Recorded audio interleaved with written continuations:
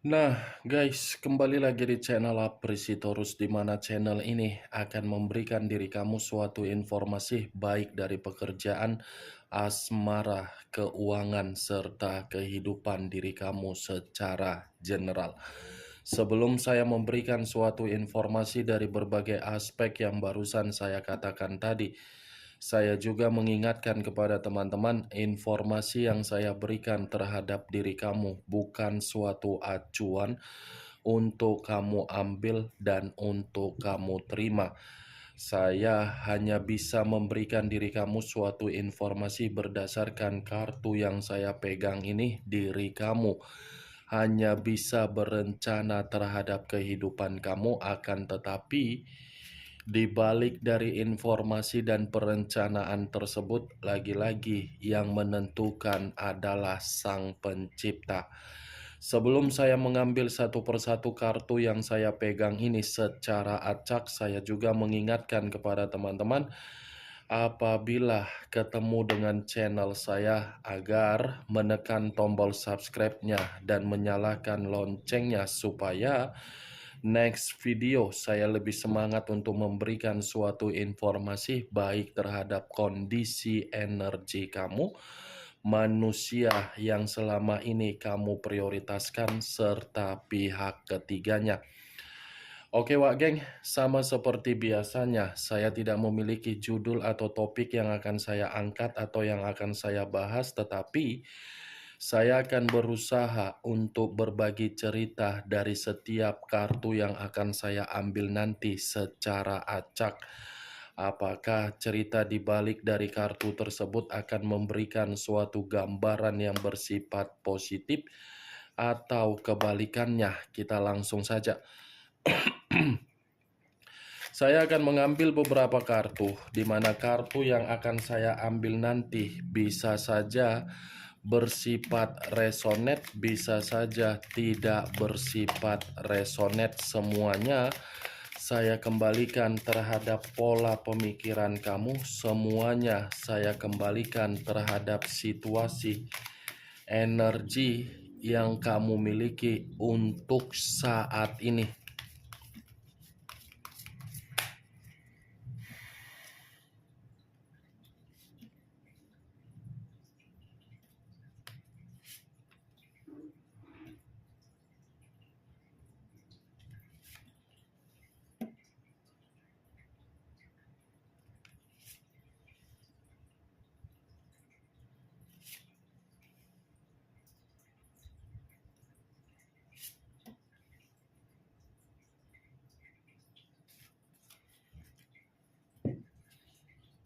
Nah, guys, di depan saya ini sudah ada beberapa kartu yang sudah saya ambil secara acak satu persatu dari tumpukan kartu yang saya pegang tadi. Apakah informasi atau cerita di balik dari kartu yang ada di depan saya ini akan memberikan suatu gambaran yang bersifat positif atau kebalikannya? Kita langsung terhadap kartu pertama. Muncul kartu ini. Sekali lagi saya mengatakan, muncul kartu yang saya pegang ini.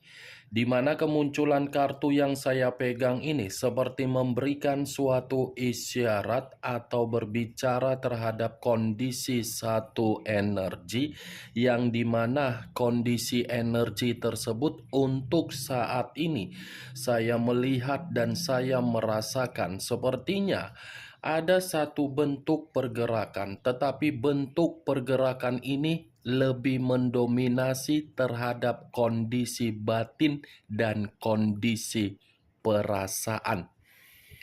Kenapa saya mengatakan dua hal tersebut dari satu energi yang saya ucapkan tadi? Karena memang satu energi itu merasa sangat menyesal ketika memberikan apa yang seharusnya diberikan di dalam perjalanan komitmen. Yang diberikan bukan dipulangkan dengan kondisi kebaikan atau kenyamanan, tetapi yang dipulangkan situasi kekecewaan dari apa yang diberikan di dalam perjalanan komitmen. sehingga membuat kondisi batin merasa bersedih, sehingga membuat kondisi perasaan seakan-akan sudah tidak mampu lagi untuk menerima yang namanya perbaikan di dalam komitmen. Kalau kartu ini saya arahkan terhadap posisi energi yang dimiliki oleh pihak lain atau orang lain, serta mengesampingkan satu energi yang saya katakan tadi, bisa saja kartu yang saya pegang ini mengatakan pihak lain seperti merasa bersalah sudah memperlakukan kondisi di masa lalu di luar dari ekspektasi yang dibayangkan oleh orang yang memberikan ketulusan. Apa yang barusan saya katakan tadi bisa saja mengarah terhadap posisi energi kamu, dan apa yang barusan saya katakan tadi bisa saja mengarah terhadap posisi energi yang dimiliki oleh manusia yang selama ini kamu prioritaskan, tetapi pergi meninggalkan diri kamu. Akan tetapi, sebelum saya memberikan suatu informasi terhadap kemunculan kartu yang saya pegang ini, terlebih dahulu saya akan mengarah terhadap diri kamu sebelum saya mengarah terhadap manusia tersebut. Sebelum saya mengarah terhadap manusia itu, terlebih dahulu saya akan mengarah terhadap diri kamu. Di mana ketika diri saya mengarah terhadap posisi energi kamu, baik secara pemikiran, perasaan, atau kondisi batin kamu, dari ketiga aspek yang barusan saya katakan tadi, kalau seandainya saya masih tetap menarik dari kata komitmen, saya rasa diri kamu ini masih fokus dari kesedihan kamu, atau mungkin diri kamu ini membuat kesedihan kamu untuk termotivasi ke depannya. Saya hanya sekedar ingin bertanya, Wak Geng. Apakah diri kamu ini masih saja fokus di dalam kesedihan kamu dari hasil perjalanan komitmen kamu, atau mungkin kesedihan kamu itu kamu ubah agar diri kamu bisa menikmati kebahagiaan? Pertanyaan yang barusan saya katakan tadi ya, kemungkinan besar diri kamu yang bisa mengerti dan diri kamu yang bisa memahaminya. Setidaknya yang ingin saya sampaikan terhadap diri kamu, lupakan kesedihan kamu. Walaupun memang sangat sulit dan walaupun memang sangat susah, tetapi coba perlahan-lahan kamu ini mulai tidak lagi untuk fokus terhadap kesedihan kamu tersebut. Coba kamu perhatikan apa yang seharusnya ingin kamu perhatikan, bukan perhatikan apa yang tidak seharusnya kamu perhatikan. Karena kamu sendiri nanti yang terjebak dalam bentuk kesengsaraan dari perjalanan komitmen kamu. Itu yang ingin saya katakan, Wak Geng, dari ketiga aspek yang tadi saya ucapkan tersebut. Saya tidak menyalahkan kalau memang kesedihan itu masih kamu bawa-bawa, tetapi setidaknya biarkan kesedihan itu menghilang dengan seiringnya waktu, tetapi dengan pola pemikiran yang bersifat positif. Saya mengakui memang diri kamu ini masih menyimpan trauma. Boleh, itu tidak ada yang menyalahkan. Tetapi usahakan trauma tersebut membuat diri kamu ini tidak lagi merasa terbebani dari kesedihan komitmen kamu. Boleh menyimpan trauma, tetapi trauma yang kamu simpan untuk membuat diri kamu ini agar terjaga dari lubang yang kamu tutup untuk kamu buka kembali ketika masih ada suatu keyakinan yang dibuat oleh orang yang kamu prioritaskan untuk kembali. Boleh, Wak Geng, tidak ada yang menyalahkan, tetapi ya semua kembali terhadap keputusan kamu. Karena yang menentukan kamu kapan bahagia, kamu yang menentukan kapan kamu bersedih. Saya hanya mencoba untuk memberikan diri kamu pemikiran yang logika. Bukan berarti saya ini mencoba untuk menceramai kamu, bukan berarti saya ini mencoba untuk menasehatin kamu, tetapi mencoba untuk mengarahkan pemikiran kamu secara logika antara untung dan rugi di dalam kesedihan kamu. Apa yang barusan saya katakan tadi, itu hanya sekedar pembuka yang ingin saya ucapkan terhadap diri kamu, tetapi masih berdasarkan dari energi kamu. Belum acuannya dari kartu yang saya pegang ini. Kalau acuannya dari kartu yang saya pegang ini, lagi-lagi saya akan mengatakan kalau seandainya diri saya berhadapan langsung terhadap diri kamu, mungkin saya akan mengatakan semuanya akan merasa ada pemulihan. Saya akan menghapus kesedihan kamu. Saya akan memberikan diri kamu ini suatu keceriaan di dalam kesedihan kamu.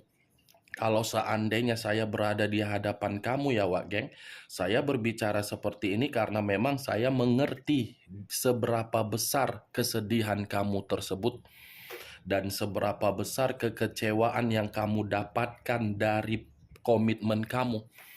Ini kartu pertama yang saya pegang, terdiri dari 5 cawan.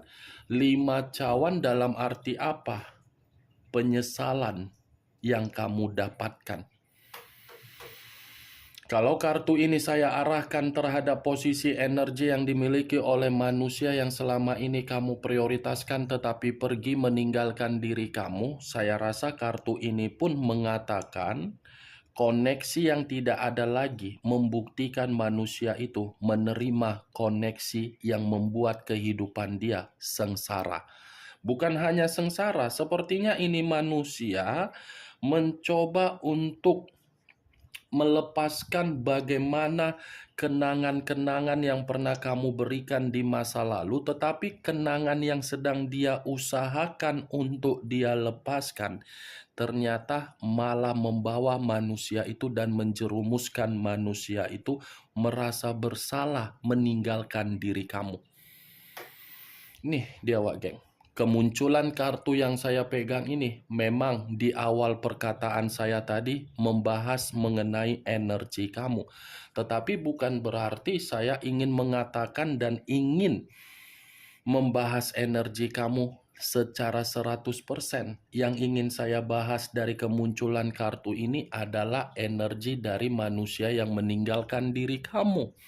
Tadi sudah satu sinyal yang saya katakan terhadap diri kamu. Apakah kartu yang belum saya bukakan ini akan mendukung kartu yang saya pegang ini atau kebalikannya? Muncul kartu Five of Swords. Terdiri dari 5 pedang. Tadi 5 cawan, sekarang 5 pedang. Sama-sama angka 5. Kalau saya katakan 5 tambah 5, 10. Kalau saya tarik dari angka 1 ini karakter yang dimana terlalu egois, memiliki wibawa tetapi kewibawaan tidak sesuai dengan komitmen yang dilakukan. Itu karakter dari manusia tersebut. Ingin diprioritaskan secara karakter. Tetapi kembali dari kartu kedua yang terdiri dari 5 pedang ini, sepertinya 5 pedang ini mengatakan ini manusia gagal untuk melupakan diri kamu. Dia sangat gagal untuk melupakan diri kamu, berusaha untuk menjauhi diri kamu, tetapi apa yang dia lakukan untuk menjauhi diri kamu justru membuat diri dia merasa terintimidasi. Berusaha untuk melupakan diri kamu, tetapi apa yang dia lakukan justru membuat diri dia ini seperti ingin berkorban untuk memperjuangkan diri kamu kembali. Semua perkataan yang saya katakan, Wak Geng, bertolak belakang. Di masa lalu kamu memperjuangkan, untuk saat ini manusia itu ingin memperjuangkan. Ada suatu pergerakan energi yang ada di dalam diri dia ini yang mengatakan kondisi pemberontakan. Semakin kuat manusia ini untuk menghilang dari kehidupan kamu, semakin kuat juga bayangan kamu ini selalu mengancam manusia itu agar manusia itu merasa kehidupan dia tidak merasa nyaman. Semakin kuat juga bayangan kamu ini untuk membuat manusia itu merasa kehidupannya untuk memberi kemalangan. Muncul 5 tongkat. Wow, kartunya angka 5 semua ya. 5 cawan, 5 pedang, 5 tongkat. Seperti pakai nomor antrian rumah sakit, antrian di bank. Antrian nomor berikutnya silakan ke bangku sekian. Itu ibaratnya, Wak, geng. 5 tongkat. Kalau saya mencoba untuk menarik satu tongkat dari kelima tongkat tersebut, saya rasa satu tongkat yang saya tarik ini pun seperti mengatakan semakin kuat manusia ini mencoba untuk membuat kehidupan dia agar tidak bisa terkoneksi terhadap diri kamu, semakin kuat juga koneksi itu membuat manusia tersebut secara pemikiran kacau. Ini dia, Wak, geng. Seperti apa ya yang saya lihat? Diri kamu ini bukan melakukan hubungan twin flame, tetapi hubungan karma, yang dimana karma itu berbicara manusia itu harus meminta maaf. Kalau dia tidak meminta maaf terhadap diri kamu atau memperlihatkan wajahnya dengan pengakuan dari seluruh kesalahan dia, ini manusia kehidupan dia akan penuh dengan konflik, akan penuh dengan ketegangan, akan penuh dengan kekacauan, akan penuh dengan tekanan secara emosional dari kondisi batin yang dia miliki. Kalau dia tidak bisa datang untuk memaafkan kamu, situasi dia ini berubah. Situasi dia ini seperti membuat diri dia sendiri kacau. Muncul kartu Nine of Swords, terdiri dari 9 pedang. Kalau saya mencoba menarik satu pedang dari ke-9 pedang yang barusan saya katakan, ini lebih parah. Dia akan merasa selalu terancam atau mungkin akan merasa ada posisi yang membuat diri dia ini akan menyesal, akan merasa bersalah, akan merasa depresi kalau dia ini tetap tidak meminta maaf terhadap diri kamu. Itu dia, Wagang. Seperti apa ya? Pergerakan dari alam semesta atau memang sistem dari karma yang akan mengatakan manusia itu kalau dia tidak meminta maaf, kehidupan dia ini di luar dari ekspektasi dia.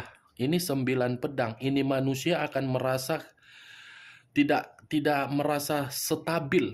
Apapun yang ingin dia lakukan, pemikiran dia ini akan selalu mengarah terhadap diri kamu, sekalipun manusia itu merasa bahagia dari hubungan-hubungan yang tidak jelas. Kondisi pergerakan energi dia akan selalu mengarah terhadap diri kamu. Muncul kartu Justice, unsur udara berlambangkan 3 zodiak, Aquarius, Gemini, dan Libra. Saya dari tadi bulak-balik mengatakan karma keluar sendiri kartunya. Saya tidak tahu ini apakah suatu kebetulan atau memang ini suatu sinyal. Saya kurang mengerti, Wak, geng.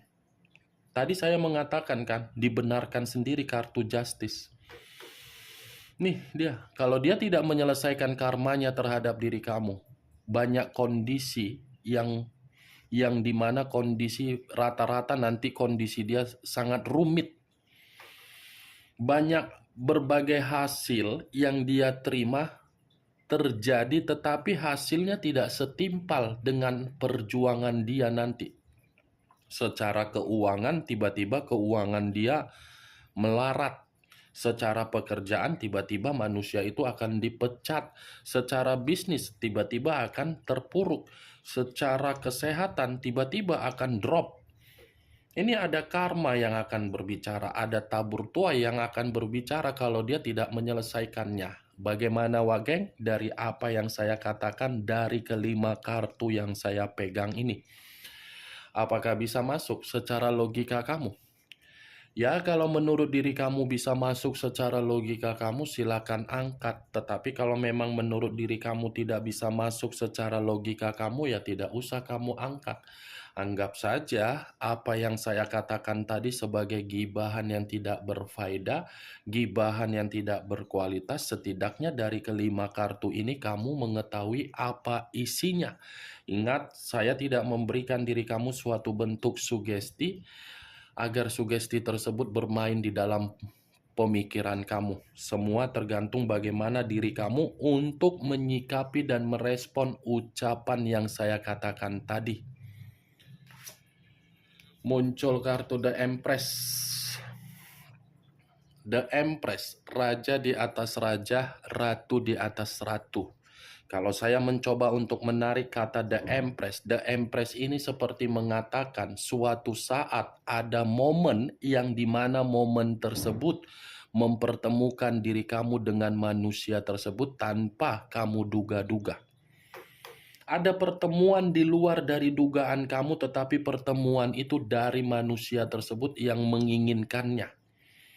Pertemuan akan terjadi, tetapi pertemuan itu akan membuktikan manusia tersebut yang akan merasa tidak bisa untuk kehilangan kamu, tetapi diri kamu sudah merasa tidak bisa untuk terkoneksi kembali terhadap diri dia. Oke Wak Geng, hanya itu yang bisa saya berikan informasinya terhadap diri kamu dari keenam kartu yang saya bukakan ini. Sebelum saya menutup ucapan dan perkataan yang saya katakan tadi, yang positif ambil, yang negatif buang. Sekian dulu informasinya. Salam kartu tarot, salam zodiak.